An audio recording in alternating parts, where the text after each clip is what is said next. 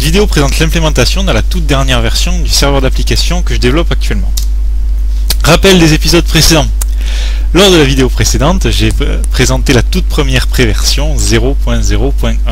Dans cette préversion, les vues étaient bel et bien instanciées uniquement lors du premier accès d'un utilisateur, mais elles étaient instanciées au niveau global, c'est-à-dire qu'elles étaient partagées entre tous les utilisateurs, un petit peu comme si on partageait une application en branchant plusieurs souris et plusieurs claviers sur le même ordinateur. Ça pose des problèmes de concurrence évidents. Dans l'implémentation actuelle, et depuis la préversion 0.0.3, les sessions sont implémentées et permettent de séparer, d'isoler les clients en isolant les instances des différentes vues. En effet, les vues sont toujours instanciées dès le premier accès, dès la première requête d'un client, mais elles sont instanciées uniquement pour le client qui en fait la demande, c'est-à-dire qu'une vue est toujours associée à une session. Cette gestion est entièrement automatisée, c'est-à-dire que le développeur n'a pas besoin de faire référence aux sessions explicitement. Il n'a pas besoin de les démarrer ni de les arrêter. C'est le serveur d'application qui prend tout en charge. Les clients sont donc par défaut totalement isolés et tout nouvel objet créé est donc associé à une session. Cependant, ça n'empêche pas de partager les données entre les sessions. En faisant ça de manière très simple, il suffit de créer des symboles au niveau de l'application elle-même. Dans cet exemple, il y a un symbole qui est défini au niveau application, qui s'appelle contact, et c'est un tableau de contact. De cette manière, ce tableau est partagé entre toutes les sessions, donc un contact ajouté par une session A sera visible par une session B. De la même manière, si une session C agit sur ce tableau pour supprimer un contact, cette modification sera répercutée dans les sessions A et B. Qui dit implémentation des sessions, dit nécessité de les gérer, ces fameuses sessions. Et plus particulièrement de gérer leur temps d'expiration. Dans la version actuelle, et toujours depuis la 0.0.3, ce collecteur de sessions est implémenté de manière relativement triviale.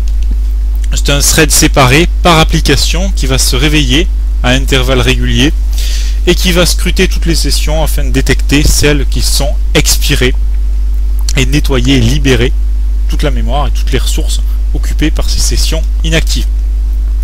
C'est un thread séparé par application, donc chaque application possède sa propre instance de collecteur de sessions. Ainsi, les applications peuvent choisir de tuner le comportement du collecteur de sessions en agissant sur deux paramètres principaux. Premier paramètre, le temps de réveil. Est-ce que le coon va se réveiller toutes les 10 secondes, toutes les 20 secondes, toutes les heures, etc. Et sur le temps au bout duquel on va considérer qu'une session est expirée. Pour les besoins de l'exemple, j'ai configuré le coon pour qu'il se réveille toutes les 20 secondes et qu'il considère une session comme expirée si elle n'a pas reçu de requête dans les 10 secondes. Ce qui va nous permettre d'avoir des sessions qui expirent relativement vite et d'observer ce qui se passe lorsqu'on travaille avec une session qui a expiré, comment le serveur d'application réagit. Passer à la démonstration. Je vais maintenant lancer le serveur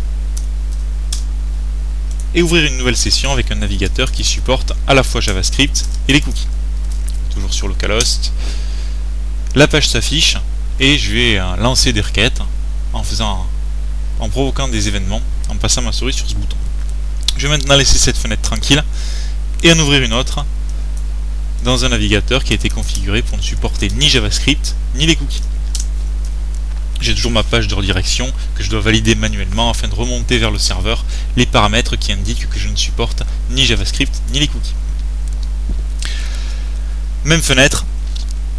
Je vais maintenant attendre un petit peu que le serveur déclare ma session expirée. On voit ici que le coon s'est réveillé et qu'il a trouvé une session expirée. Il doit s'agir très certainement de la session lancée dans le Firefox. On voit également qu'il vient de se réveiller et de déclarer expirée la session ouverte dans le Galeon. Que se passe-t-il maintenant si j'essaie de lancer des événements via du JavaScript en passant ma souris sur le bouton alors que ma session est expirée?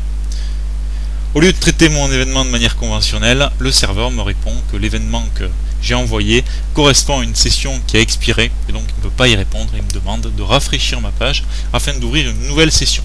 Cette fenêtre va apparaître deux fois vu qu'il y a eu deux événements. Celui qui correspond à l'entrée du bouton, l'entrée de la souris sur le bouton, et celui qui correspond à la sortie de la souris sur le bouton. Deuxième événement. Qu'est-ce qui se passe maintenant si je provoque un événement qui ne correspond pas à du JavaScript, qui correspond à une validation de formulaire?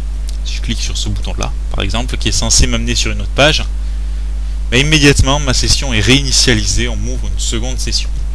Même chose, côté non JavaScript, non cookie, si j'essaie de sauvegarder un utilisateur, le traitement serveur qui devrait être fait habituellement ne pourra pas être fait vu que la session n'existe plus. Et au lieu de ça, la session sera réinitialisée, une nouvelle session va être créée.